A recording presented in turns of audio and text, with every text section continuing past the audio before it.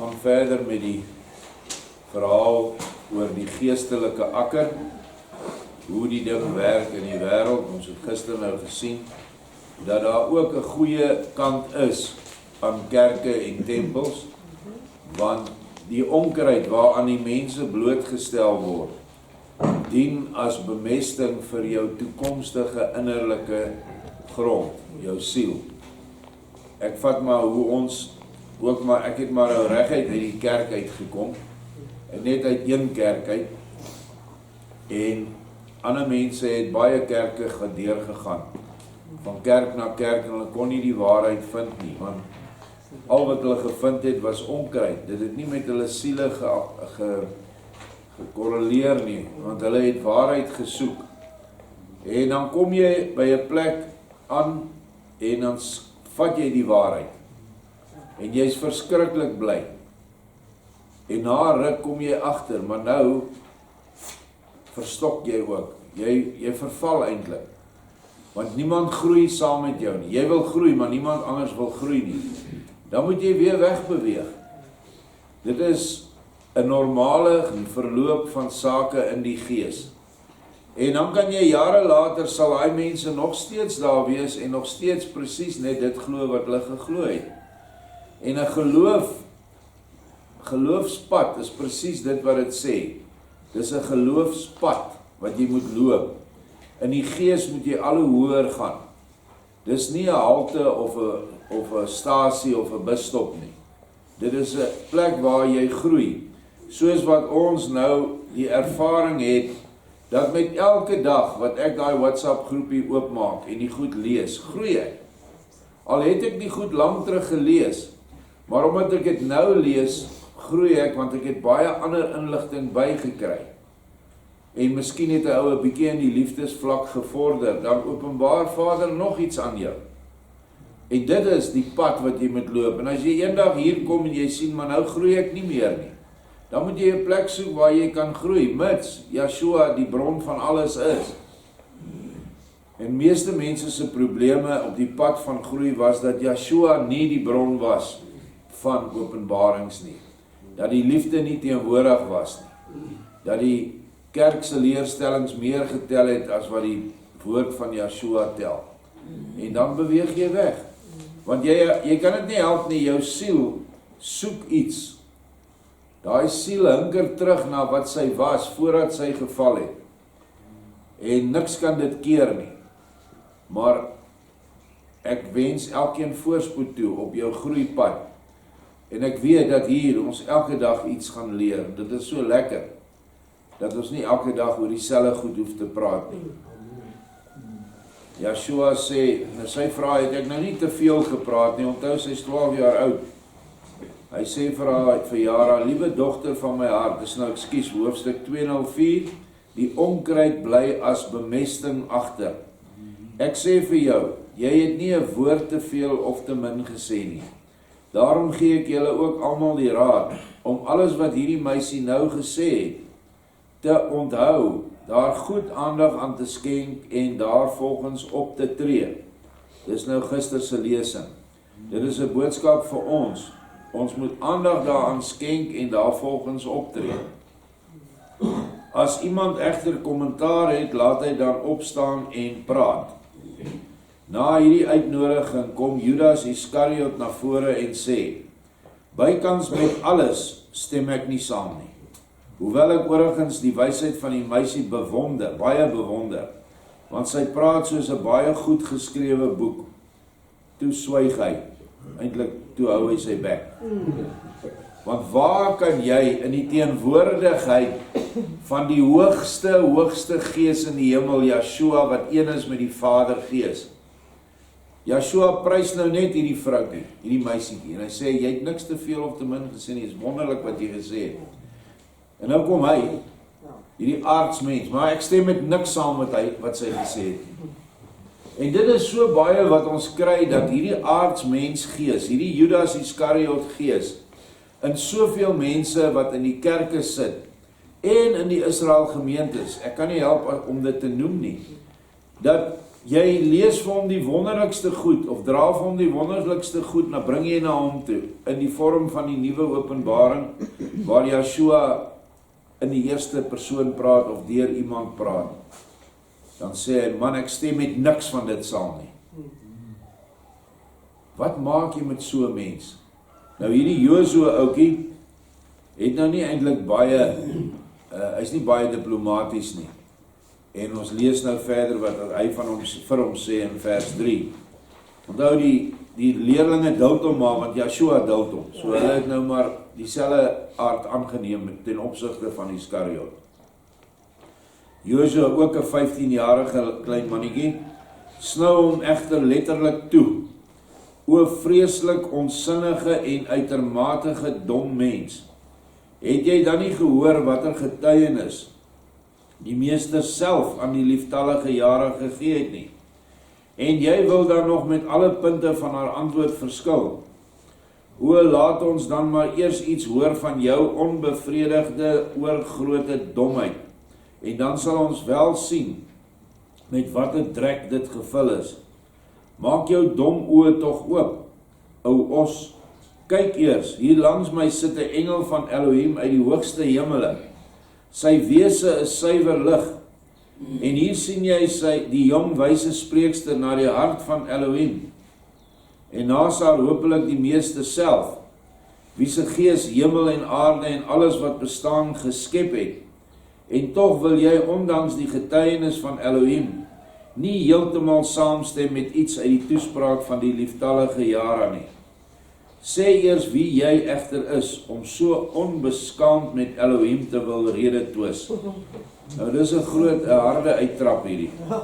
Hierdie kragtige woorde van Josua maak baie indruk op Judas, en hy trek hom dadelik terug en gaan baie bedeesd op sy bank sit. Want vir die aangenome seun van die hoë Sirenius het hy baie bang geword, en hy sit baie stil op sy plek. En dis presies wat met sulke mense gebeur. Hy het nie berou oor die nonsens wat hy praat nie, en die drek soos wat hy dit hier noem, wat hy uitdink nie. Hy is nou maar net versigtig. Hierdie ou is nou die aangenome seun van die tweede magtigste man in Rome. So hy trek hom eerder terug. Maar dit gaan nie oor die waarheid nie. Maar Josua sê verder, is hy nie een van die eerste leerlinge of disippels nie? Daardie gesig kom my bekend voor. Ek het hom in Nasaret gesien. Ja, dit is hy. Hy is een en dieselfde wat in Nasaret ook al, as ek my nie vergis nie, altyd oorhoops gelê het met 'n sekere leerling Thomas. En dit was so, die twee het mekaar baie gegryp. Inteendeel, Thomas het hom al met die vuis bygekom, beskryf die nuwe openbaring. Nou sê Jara, kalmeer die invloed wat sy het. Laat dit daar, edele Josua. Kyk, as hierdie leerling net so 'n groot begripsvermoë sou gehad het soos jy, en alle lof aan die meester, ook ek, dan sou hy swyg, net soos die ander broers en vriende, en in sy hart diep daaroor nadink. Maar omdat hy beslis 'n baie harde hart het, verstaan hy elke hoëre of dieper liggende waarheid baie moeilik. En as hy tog iets aanneem, kan hy dit meestal nie bewaar nie, omdat hy in sy ineen verkrimpte hart nooit heeltemal plek het vir iets groots en verhewe nie. Laat hierdie mens daarom met rus en bekommer jou nie oor hom nie. En dit is weer so groot waarheid met betrekking tot baie van die moderne skrifgeleerdes. Waar kry jy die moderne skrifgeleerdes? Binne die Israel gemeentes. Jy kan daai ouens niks van die skrif vertel nie, hy ken die skrif van voor tot agter. Ek het 'n ou oom hier gehad, hy was 'n Paulusman, hy kon elke boek van Paulus kon hy resiteer, van die eerste boek tot die 13de boek. En met daai mense kan, hulle harte is nie oop vir dieper liggende waarheid nie. Ek sien dit oral wanneer ons op Facebook of op ander podiums met mense praat oor dieper geestelike dinge. Hulle gaan oor dit en hulle is besig om jou oor die letter te beklei. Nie die gees van die woord nie. En dit is maar net, dit is die toestand van skrifgeleerdes. Yeshua het dieselfde probleem met hulle gehad. Hulle kon glad nie hulle harte oopmaak vir die liefdesleer nie. En ek herhaal dit weer, wat ek al baie gesê het, die toepassing van die liefdesleer van Yeshua deur hulp aan die naaste te gee, maak die skrif oop op geestelike vlak. Studeer gaan nie vir jou daai antwoorde gee nie. Dis goed vir 'n ou wat 'n skrifgeleerde is, as hy van daar af na die liefde toe gaan, dan word al daai kennis van hom, word dan lewend. En dan groei daar waarlik vrugte, bome en allerhande ander goed uit wat vir mense om hom iets gaan beteken. Maar solank as wat hy dit nie doen nie, is al daai skrifkennis is onkruid. Dis 'n harde ding wat ek sê, maar die letter van die wet sê die woord self maak dood, of die letter van die woord maak dood, maar die gees maak lewend. Op 'n ander plek sê Yeshua, Jerusalem, Jerusalem, hoe graag wil ek julle nie soos 'n hen haar kuikens bymekaar trek nie. En dan sê hy, ek verlang dat mense my in gees en waarheid aanbid, nie in die letter nie.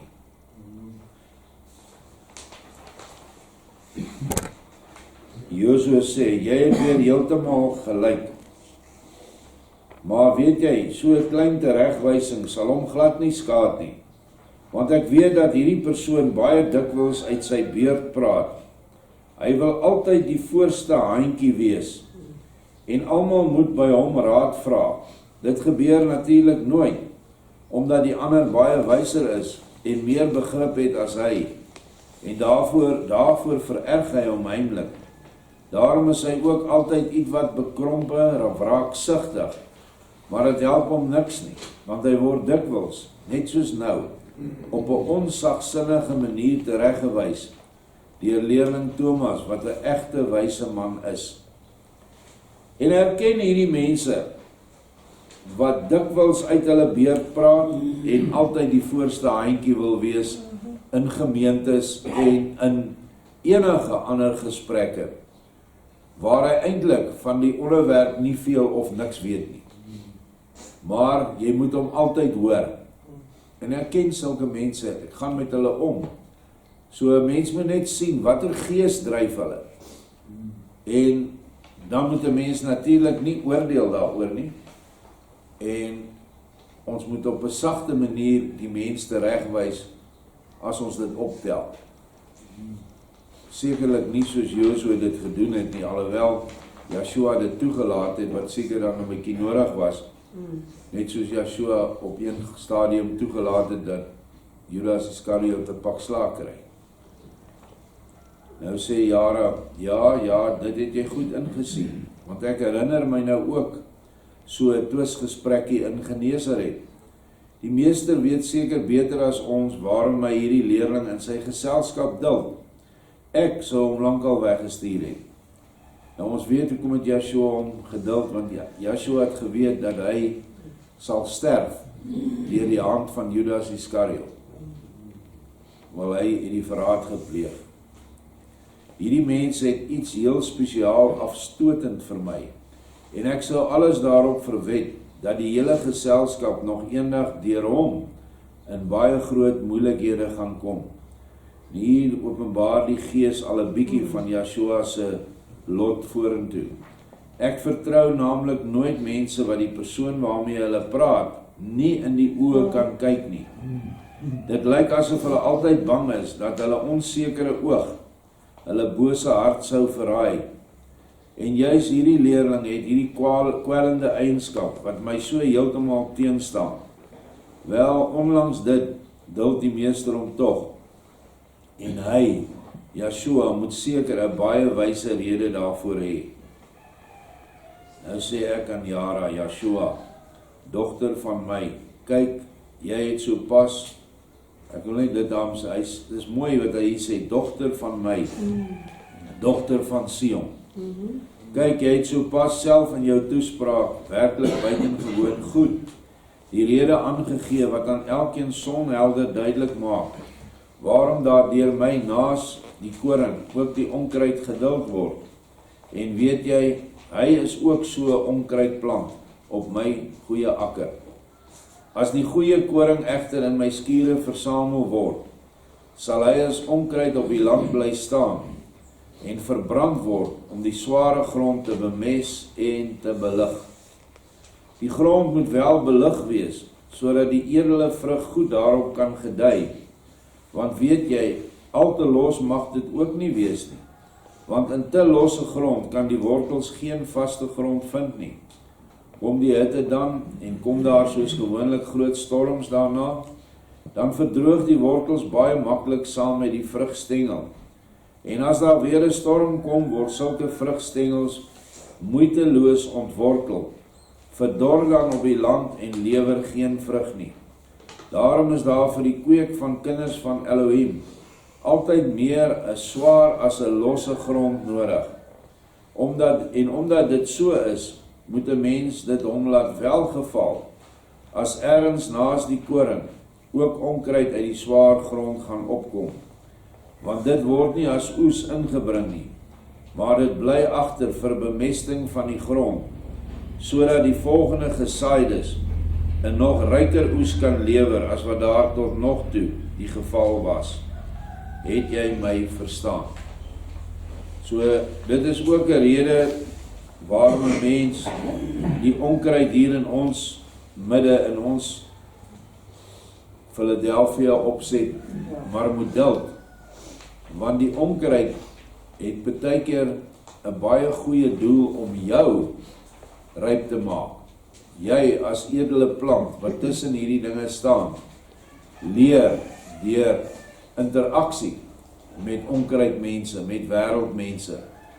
En soos Joshua hom geduld het, duld sy klomp volgelinge hom ook, die apostels, maar hierdie jong mannetjie het hom nou goed aangevat, wat sekerlik ook nodig was. Maar daarom is dit nodig dat ons wel onkruid onder ons kan duld, want op die ou einde van die dag het Judas Iskariot die volste geleentheid gehad om tot bekering te kom, maar hy het nie, want sy eie ek was te groot, sy ego was te groot. Onthou, as jy die verhaal van Judas Iskariot lees, soos wat hy in die nuwe openbaring aan ons geopenbaar is, het Judas dit nie eintlik net vir geld gedoen nie. Judas was nou 'n regte, as ek dit nou vandag in ons moderne tyd moet sê, hy was 'n tipe van 'n, ek sê nie die organisasie nie, maar 'n tipe van 'n weerstandsbeweging mannetjie. Hy wou alles reg kry, hy het die Romeine gehaat, hy het die tempel gehaat, en hy wou hulle met geweld sien weggaan. En hy sien toe dat hierdie Joshua wat hy volg, het daai mag, hy het dit gesien. En hy wou hom kry om alles te verwoes. Hy moes met een handopligging moes hy die tempel tot niet maak, en daarna moes hy Rome toe trek en die hele Romeinse ryk vernietig. En dit was sy rede vir verraad. Hy het in sy hart, in sy innerlike gesê, hierdie man, hierdie Joshua is te sag. Is te veel liefde in hom. Hy kort 'n bietjie van 'n boost. En ek gaan dit nou vir hom gee. Ek gaan hom in 'n situasie bring waar hy nie anders te sal kan iets doen as om hierdie mense uit te wis nie. En sy grootste skok was toe Joshua hom in die tuin van Getsemane laat gevange neem. En sy verdere skok, soos hy saam gehardloop het met al hierdie mense wat hom wou doodmaak, dat hy niks tot sy verdediging gesê het, nie by Pilatus nie, ook nie voor Herodes nie. En toe hardloop hy, en hy gaan gooi die geld terug, wat hy gevat het, want sy ding was, ek het in elk geval gedoen, as hulle my nog 30 silverstukke wil gee, nice, want hy is mos geld baie lief gehad. En toe gaan hang hy homself, en hy val vooroor uit 'n vyeboom uit, en hy ruk sy nek af, sodat daar staan, ek dink die honde of die jakkalse het sy karkas of lijk opgeëet. En dit is ook weer 'n simboliese want Yeshua is die vye boom van alle vye bome. Hy is die koning uit Juda, die koning Dawid. Daar gaan nie nog 'n koning Dawid kom nie. Yeshua is simbolies die koning Dawid. En hy word vergelyk met 'n vye boom. En dit is hoekom hy hom aan 'n vye boom opgehang het, want dit moes vervul word. Dat wanneer jy jou hand aan Yeshua slaan, sal jy jouself doodmaak. En dit geld nog meer so vandag in die gees. Volgende hoofstuk 205. Mense en volke ontvang 'n gerigte opvoeding. Gerigte beteken ook geoordeelde opvoeding. Maar dit kan ook beteken gerig op iets. So kom ons kyk wat sê hierdie hoofstuk. Jara sê, o ja, my meester, my liefde, eie kinders het 'n deegliker opvoeding nodig as die kinders van slawe. Want die kinders van die huis word net soos hulle ouers, ook wel in die huishoudelike sorg van die ouers, delend opgevoed, terwyl die slawe kinders slegs soveel moet weet, as wat hulle onveranderlike en eentonige diens vereis. Daarby natuurlik kom die vraag op, waarom Jahwe Elohim dit toelaat, dat op hierdie aarde, die een mens, die ander as 'n beklaanswaardige slaaf moet dien, en die keiser selfs die mag oor lewe en dood van die slaaf in die hande van die meester gegee het. Yeshua sê, ja, my liewe dogter, 'n volledige uitleg sou ons almal veels te ver voer. Maar 'n paar gelykenisse daaroor sal ek wel vir jou, en so ook vir al die ander gee. Wie hulle sal verstaan, sal behalwe dit nog baie meer duidelik word. Luister dus goed en aandagtig na my. En ek kan getuig dat, veral hier, maar ook op ander plekke, hy gee net sulke leidrade, en dan gaan sit, wanneer jy stil raak, en deurdink dit wat jy nou gelees het, al is dit môre oor môre, deurdink dit, en dan skielik sal baie meer dinge duideliker word, omdat jy daaraan dink. Daar is verskillende soorte graan, soos die gladde en die baardagtige koring, die 2 en die 4 ry gars, die hoë koring, haver, mielies, verder is daar nog lensies, ertjies en verskillende soorte bone. Soos jy weet, het hierdie verskillende gewasse ook altyd verskillende grondsoorte nodig, omdat hulle andersins nie sou gedei het nie. Die een graansoort het 'n behoefte aan vaste kleigrond, die ander leemgrond, wat egter steeds goed bemest moet wees, omdat daar andersins van die koring niks tereg sal kom nie. Nog 'n ander graansoort het 'n losse en klipperige, en 'n ander weer 'n sanderige grond nodig. Baie soorte graan het 'n vogtige en ander weer 'n droë grond nodig. Dit alles leer mense uit ervaring. Nou ja, dit is so waar, enige ou wat 'n boer is in die landbou weet dat dit so is. Op dieselfde wyse het verskillende mense ook 'n verskillende opvoeding nodig, na gelang van hoe dit vooraf met hulle harte en siele gesteld is. Dit beteken vooraf, voordat hulle liggame op hierdie aarde aangeneem het jy 'n ewige bestaan gehad terug na die verlede toe. Soos wat dit egter met afsonderlike mense gaan, hoewel hulle dikwels kinders van een en dieselfde Vader is, so gaan dit ook met hele gemeentes en met volledige groot volkstamme. Die een volkstam het 'n sagte, dus losserige behandeling nodig om tot groot seën van die ander volke van die aarde te bestaan. 'n Ander volkstam het 'n harde behandeling nodig, omdat hy andersins baie gou tot vloek van die naburige volke sou ontaard en hulle bekommer. 'n Ander volkstam het weer die uitgesproke neiging om te tiranniseer en heers oor haar medemense. Ek dink hierdie is so 'n verwysing na die Engelse of na die Britte toe. Want hulle het basies die hele wêreld getiraniseer en geheers.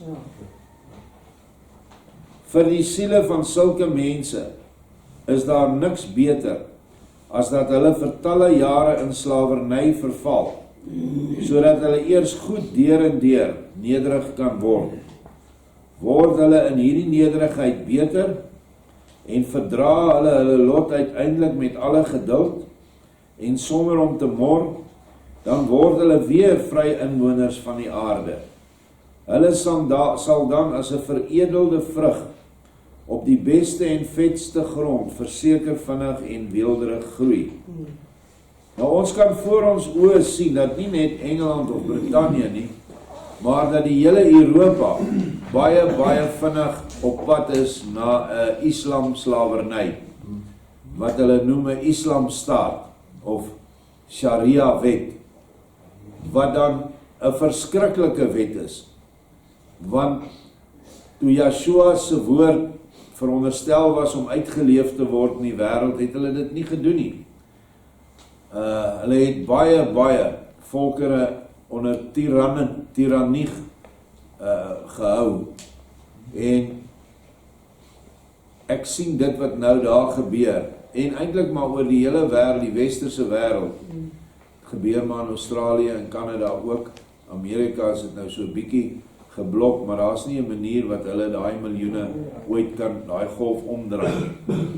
En die gevolg van so slawerny wat Vader toelaat, is natuurlik grootskaalse verbastering en 'n grootskaalse heidense godsdiens wat inkom, en in die geval van Islam ook 'n heidense wetstelsel wat ongenaakbaar is. Daar is een ding in Islam geloof, en dit is daar's nie genade nie.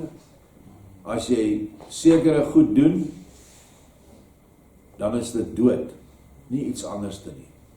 Steel kappel jou hande af. Absoluut. En ek het gisteraand 'n getuienis van 'n vrou gehoor, dat as sy verkrag is, kan sy nie voor die hof kom sonder 4 manlike getuies wat die verkrachting kan bevestig nie. Nou gewoonlik vind 'n verkrachting plaas binne 'n geslote vertrek. En as sy nie 4 getuies kan kom, as sy sê, daai man het my verkrag, en sy kan nie met 4 getuies voor 'n dag kom nie, word sy onder die klippe gesteek. Moet sy onder klippe gegooi word tot sy sterf. 'n vroue getuienis tel niks by hulle nie, want sy is nie 'n mens nie in hulle geloofsbeskouing nie. Goed. Kyk, dit is nou 'n beeld wat juis vir julle almal heel maklik verstaanbaar behoort te wees, omdat julle tog al soveel begrip het. Maar om hierdie baie belangrike saak nog aanskouliker te maak, wys ek julle op die dele van die menslike liggaam, waarvan ook elke lid 'n ander vorm het, en dus 'n ander behandeling, en in geval van siekte, natuurlik ook 'n ander geneesmiddel nodig het. As iemand oogpyn het, moet hy sekerlik 'n ander geneesmiddel daarvoor gebruik, as vir 'n pyn in die voet. Wie pyn op sy maag het, moet dit anders behandel as 'n pyn in sy hand. Ook moet daar by liggaamlike siektes gekyk word of dit 'n nuwe of ou en hardnekkige kwale is. 'n Nuwe kwaal kan meestal deur 'n eenvoudige middel genees, terwyl 'n ou kwaal dikwels met kragtige medisyne op lewe en dood bestry moet word om haar uit die liggaam te verdryf. Die siele van die mense lyk ook altyd soos die aparte ledemate van hulle liggame. Na gelang 'n siel meer na 'n edel of na 'n onedel deel van haar liggaam lyk, des te meer moet sy net soos daardie enkele deel waarna sy lyk behandel word. Volgens hierdie beeld moet ook die verskillende verhoudinge van die mense met betrekking tot die sfeer van hulle siele moraal net so behandel word soos die aparte deel wat in hulle sfeer van die siele moraal daarmee ooreenkom. 'n Slegte tand in die mond moet, as alle ander middele nie help nie, uitgetrek en weggegooi word. sodat dit die gesonde tande nie sal aansteek nie. So moet ook 'n onverbeterlike, slegte mens weg uit 'n gemeente, sodat hy nie die hele gemeente sal bederf nie. Op dieselfde wyse moet dikwels 'n hele volk, as dit dan nie fisies is nie, dan tog moreel vernietig word, sodat alle volke van die aarde nie uiteindelik daardeur bederf word nie. So, as 'n ou na die geskiedenis van volkere kyk, sal jy hierdie toestande waarneem en weet dat Vader agter alles sit. 'n Goeie voorbeeld is oor die volk wat agter die groot muur van China was, eeue gelede al. Ek dink na Joshua se uitstuur van die apostels, het hy vir hulle gesê, moenie na China toe gaan nie, want agter daai muur leef 'n volk wat nog nie ryp is nie. En hulle het onder 'n geweldige keiser moes hulle lewe. En hy het hulle baie hard behandel, maar hulle siele wat in daai Chinese volk geplaas is of geïnkarneer is, moes hierdie harde ding deurgaan. Hierdie slawerny. Maar wat wel onder hulle gebeur het, wat goed was, dat daar 'n geweldige naaste liefde onder hulle ontstaan het en hulle mekaar baie gehelp het.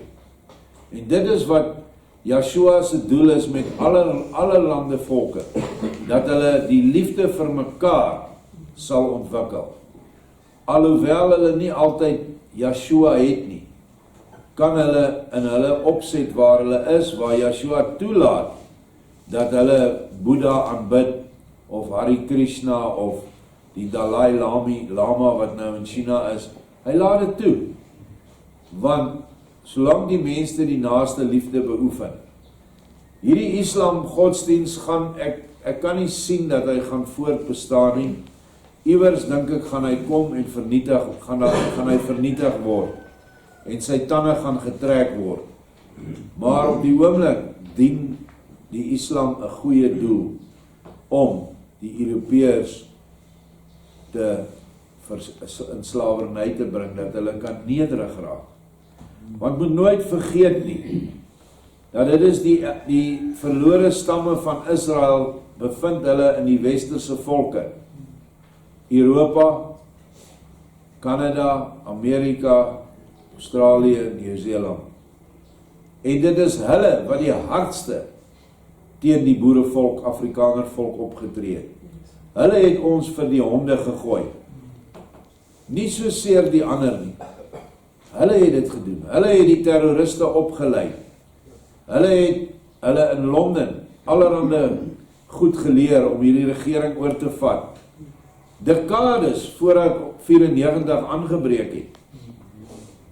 In al hierdie Rooms-Katholieke sendingstasies noord van ons grens in Afrika is verander in opleidingskampe waar terroriste geleer het om AK-47's en landmyne te behandel en te doen, te werk daarmee. En van daai basisse af het hulle ons plase en later in ons stede ingeval. So dis alles dinge wat teen hulle boek staan, waar hulle voor moet boet. Ons noem dit karma, maar 'n ander ding is dat die wiel draai.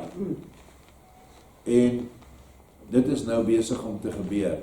Wat hulle ons, die bus waaronder hulle ons gegooi het, swart oorheersing, gaan nou met rasseskrede voort in hulle lande. So kyk maar na die politiek ook met 'n geestelike bril. Kyk maar in die kronieke. Daar sal julle vind watter groot volke die Babyloniërs, die Nineviete, die Mede, die Perse, die Egiptenare en die ou Grieke, en voor hulle die Fenisiërs en die Trojane eens was. Waar is al hierdie volke nou? Waar is die mense uit Gomorra en Sodom? En waar die volke uit die 10 stede?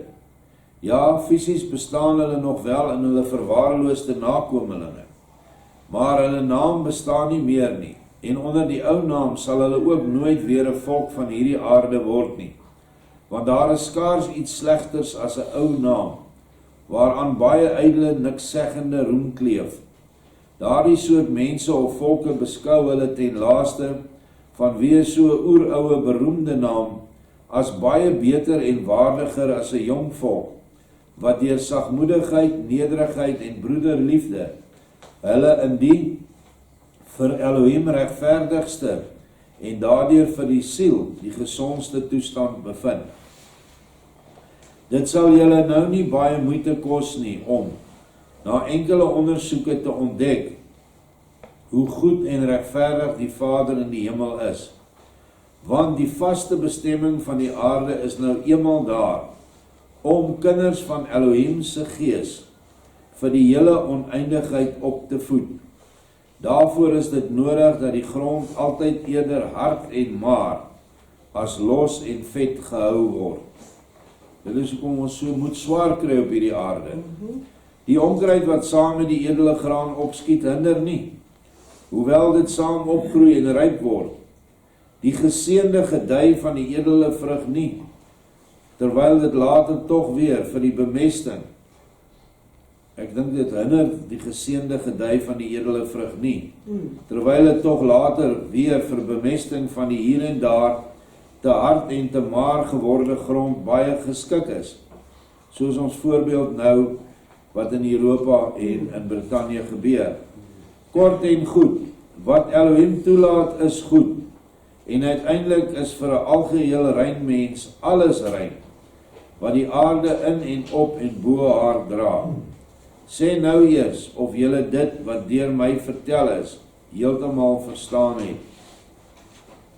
Nou sê Sirenius, meester, wie sou dit nou nie kon verstaan nie? Dit is tog alles sonhelder. Nou Yeshua sê, goed dan sal Josua vir ons sy mening daaroor gee. Vir my is hierdie een sin baie belangrik, dat ons kennis neem. Hy sê, dat 'n mens alles rein wat die aarde in en op en bo haar dra. Ons is groot gemaak deur die kerk dat ons net ons mense is maar basies wat van belang is. Maar in die aarde is ook wesens wat lewe. En dit is nie net suiwer geestelike wesens nie, dit is ook materieel geestelike wesens. En dan bo die aarde is daar ook wesens wat lewe. En hulle is dan geestelike wesens. En dit is nie net engelwesens nie, dit is ook duiwelse geeste. So dit is die 3 plekke waar jy lewe aantref op die aarde. En die lewe in die aarde is nog baie, baie onbekend vir ons. Dit is nog nie, ons mense word verhoed om kennis daarvan te dra, terwyl die wêreldmagte baie, baie kennis daaroor het, en met hierdie inneraarde beskawings, geeste, demone, duiwels, kontak het. En dit is hoekom julle asseblief nie moet val vir hulle stories nie. Want hulle gaan vir jou sê dat hulle is hier om ons te help. Hulle is hier om die mens uit te lig uit sy val uit. Dit is nie waar nie. Ek weet hier in hierdie gemeente het iemand gekom wat in die geestelike sfere inbeweeg het, wat boodskappe gekry het van Vader, en gesê het, ons gaan gered word deur springkaanagtige wesens vanuit die aarde. Ja, sy het sê hulle lyk so springkane, en hulle gaan ons kom help. Nou ek het geen aanklank met daai boodskap gevind nie, en ek vind nou nog geen aanklank daarmee nie. Ons enigste hulp gaan wees van Yeshua en sy engele. En engele gaan hulle self definitief nie as springkane voordoen nie. So pas op vir valse dinge wat van die ander kant afkom. En ek het geen twyfel dat hulle dit gesien het nie. En ek het geen twyfel dat daai springkaan ou vir haar gesê het, dit is so nie. Dit is maar net so. Hierdie wesens aan die ander kant, wanneer hulle kommunikeer, is dit altyd leuns. Omdat hulle vir die vader van die leuen werk. Goed, ek hoop almal verstaan nou die ding van volkere, hoekom Vader al hierdie volkere duld, want dit is baie keer ons stryd. Hy sê, gaan slegs na die stede van die huis van Israel. Gaan net na die verlore skape van die huis van Israel. Julle sal sekerlik nie klaar kry. Nou ja, daar's 2 lotsbestemmings, sê die boek Ester 10, dink ek vir ons. 1 lotsbestemming vir die kinders van Israel en 1 lotsbestemming vir die oorige nasies. In kort kan ons dit opsom. Israel, wat die blanke nasies op aarde is die lotsbestemming is koningskap. Maar vir die oorige nasies is die lotsbestemming ryp wording. Hulle moet ryp word op die aarde. Ryp word beteken kom in die liefde. Wat natuurlik ook daar is vir die Israel volkere, kom in die liefde, neem Joshua aan en verkry koningskap. Die ander moet net in die liefde kom, wat dan vir hulle die pad aan die ander kant, in die hiernamaals, baie makliker sal maak. En dit is nie waar dat net Israel gered kan word en al die ander nasies hel toe gaan nie. En dit is teologie wat jy hoor, veral by Israel gemeentes. Dit is nie waar nie. Hulle het nie 'n begrip van die siele leer nie. Ons in hierdie gemeente het dit nou deur Joshua ontvang. So asseblief. En dan ook 'n ander ding wat hierdie volkere toegelaat word op aarde is om Israel te tugtig. Daar staan in die skrif in die Ou Testament, ek dink in die Kronieke of in die Koningsdae, hy het hierdie volke op aarde gesit om oorlog, Israel teen hulle kan oorlog maak. So hulle is daar vir bemesting van die goeie akker, en die goeie akker is die volkere van Israel. Wat gebeur nou wanneer 'n suiwer Israeliet homself dan nou vermeng of verbaster met hierdie volkere? Hy val terug uit die koningskap dimensie of vlak na rypwording.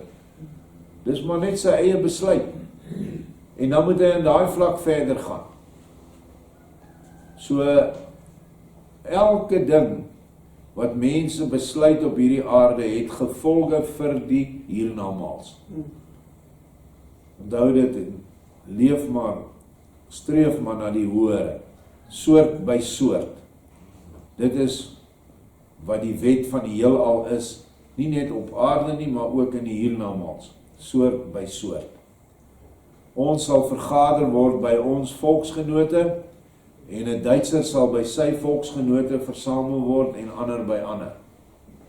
So hou vas aan wat ons het. En daarom is dit ook voordeliger om in die land te bly waar jy verwek is, waar jy gebore is.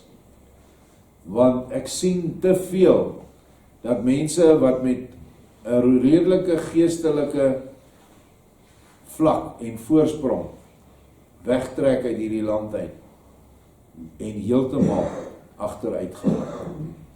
Want as jy tussen die heidense godedom kom op hulle grondgebied, is dit net moeiliker om Vader se waarheidsgees aan te kleef.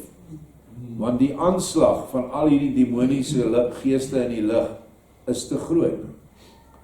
Dit het ons self vir ons gesien in Daspoort, Danville, Elandspoort, toe ons daar gewerk het en mense kos gegee het. Van geestelike groei is daar geen sprake nie. Want 'n huis staan daar, 'n blanke huis waar jy nou hierdie kos aflaai, reg rondom is voorvadergees aanbidders. Hulle slag openlik hulle bokke en beeste, hang die vrotvleis aan die draad, hou partytjies dwars deur die nag, en hierdie geestelike invloed het 'n direkte effek op die groei van ons volksgenote. Daarom is dit beter as hulle weggevat word na 'n rein plek toe. Dit is maar hoekom ons dit doen. Baie dankie.